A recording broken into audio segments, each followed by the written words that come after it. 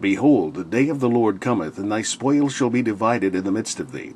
For I will gather all nations against Jerusalem to battle, and the city shall be taken, and the house rifled, and the women ravished.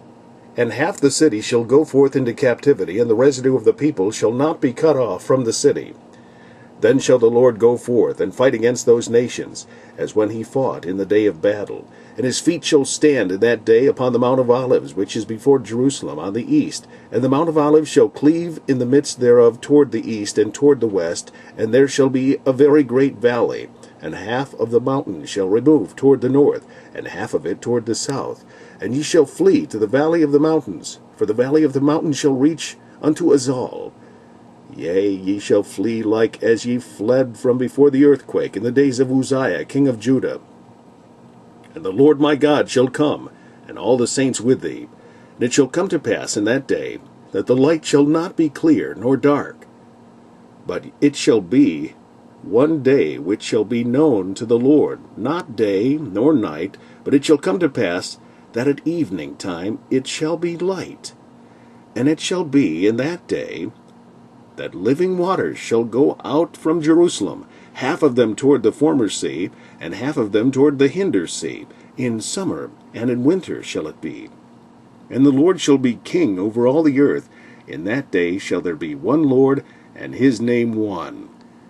All the land shall be turned as a plain from Geba to Rimmon, south of Jerusalem, and it shall be lifted up and inhabited in her place, from Benjamin's gate unto the place of the first gate, unto the corner gate, and from the tower of Hananeel unto the king's wine presses.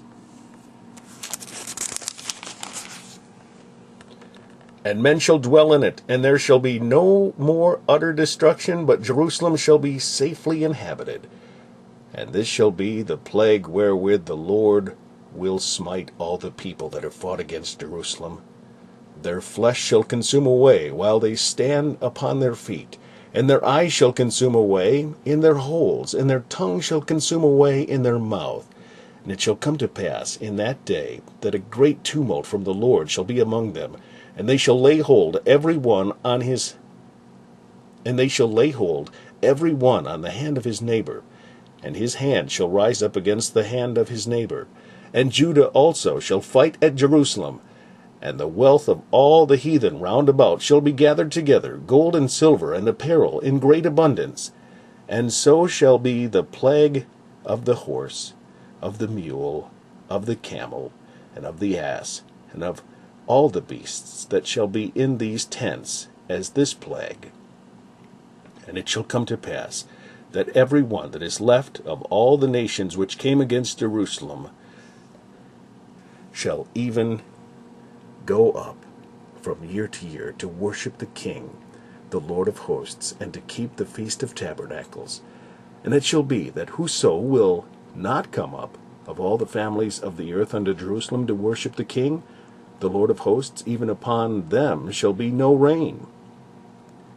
And if the family of Egypt go not up, and come not, that have no rain, there shall be the plague wherewith the Lord will smite the heathen that come not up to keep the Feast of Tabernacles. This shall be the punishment of Egypt, and the punishment of all nations that come not up to keep the Feast of Tabernacles. In that day shall there be upon the bells of the horses holiness unto the Lord, and the pots in the Lord's house shall be like the bowls before the altar.